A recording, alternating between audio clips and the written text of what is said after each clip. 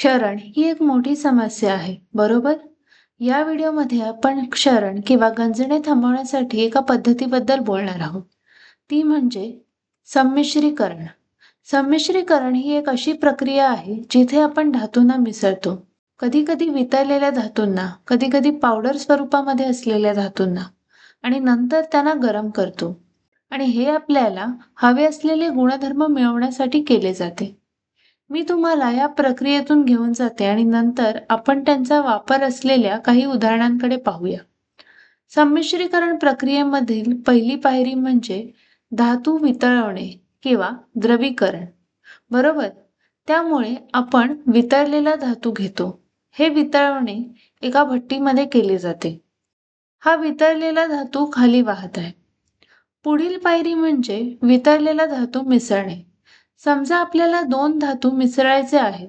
आपण दोघांनाही वितळवतो आणि मिसळतो, बरोबर? आणि आपण या धातूंना काही प्रकारच्या साच्यांमध्ये गार होऊन स्थिर होण्यासाठी ओततो. यालाच साकळणे असे म्हणतात.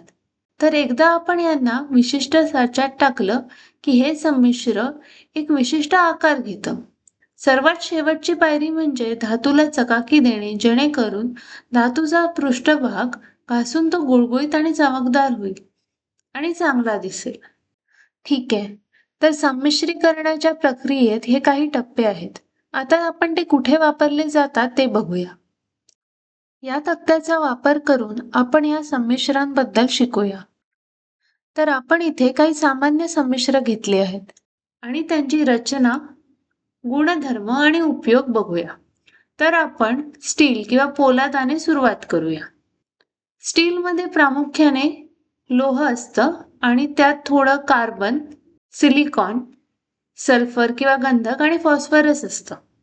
आणि कार्बनचे प्रमाण स्टील ज्या अनुप्रयोगासाठी वापरले जाणार आहे त्यानुसार बदलतं. आपल्याकडे कमी कार्बन असलेलं स्टील आणि जास्त कार्बन असलेलं स्टील असे स्टीलचे दोन वेगवेगळे प्रकार आहेत, ज्यांचे उपयोग देखील वेगळे आहेत. आता स्टीलचे गुणधर्म असे आहेत की ते पाणी प्रतिरोधक आहे. त्याची शक्ती किंवा मजबूती खूप जास्त आहे. त्यामुळे ते इमारती बनवण्यासाठी किंवा इतर काही वस्तूंसाठी वापरले जाऊ शकते. कार्बनच्या टक्केवारीनुसार स्टीलचे वापर वेगळे आहेत, कारण स्टील किती तन्य आणि कठोर आहे हे कार्बनच्या टक्केवारीवर अवलंबून असतं.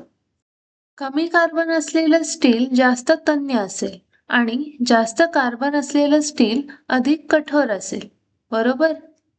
स्टीलचे उपयोग काय आहेत? मला खात्री आहे की तुम्हाला आधीच माहीत असेल. बांधकाम, ड्रिल्स, कापण्याची हत्यारे, वाहने अशा अनेक गोष्टींमध्ये स्टीलचा वापर केला जातो. आता आपण स्टेनलेस स्टीलकडे वळूया. यात देखील प्रामुख्याने लोह असतं, परंतु त्यात निकेल आणि क्रोमियम देखील चांगल्या प्रमाणात असतं. स्टेनलेस स्टीलच्या विविध श्रेणी आहेत आणि प्रत्येक श्रेणीमध्ये आपण मिसळलेल्या निकेल आणि क्रोमियमच्या टक्केवारीनुसार वेगवेगळे गुणधर्म आहेत. स्टेनलेस स्टीलचे काही महत्त्वाचे गुणधर्म म्हणजे स्टेनलेस स्टील हे क्षरण प्रतिरोधक असतं. त्याला आपण वेगवेगळ्या आकारात रूप देखील देऊ शकतो. त्याला आपण सहजपणे हवा तसा आकार देऊ शकतो आणि त्याची आकार देण्याची क्षमता चांगली आहे. स्टेनलेस स्टीलमध्ये खूप चांगली मजबूती देखील असते. स्टेनलेस स्टीलचा वापर स्वयंपाकघरातील उपकरणे, वैद्यकीय उपकरणे आणि रासायनिक पदार्थ मिसळण्यासाठी केला जाऊ शकतो, कारण ते खूप कमी अभिक्रियाशील असतं. पुढे आपण नायक्रोमबद्दल चर्चा करूया. नायक्रोममध्ये नावाप्रमाणेच निकेल आणि क्रोमियम असतं. त्यामुळे ते 80% निकेल आणि 20% क्रोमियम असतं, बरोबर? त्यात खूप जास्त विद्युत प्रतिरोधकता असते आणि यामुळेच ते आपले हीटर, गिझर, टोस्टरसाठी वापरले जाते. आपण चर्चा करणार असलेले शेवटचे संमिश्र म्हणजे अल्निको. नावावरून सूचित होतं की त्यात ॲल्युमिनियम, निकेल आणि कोबाल्ट आहे. पण त्यात फक्त ॲल्युमिनियम, निकेल आणि कोबाल्ट नाही, तर लोह देखील आहे. इथे लोह खूप महत्त्वाचं आहे, कारण हे चुंबकांसाठी वापरलं जातं. यात खूप चांगली तापमान क्षमता देखील आहे. याचा उपयोग जिथे जिथे चुंबक आढळतात तिथे होतं, जसं की लाऊडस्पीकर्स किंवा चलित्र. तर चुंबक वापरणाऱ्या सर्व उपकरणांमध्ये अल्निको वापरलं जातं. या व्हिडिओसाठी इतकंच. पाहिल्याबद्दल धन्यवाद.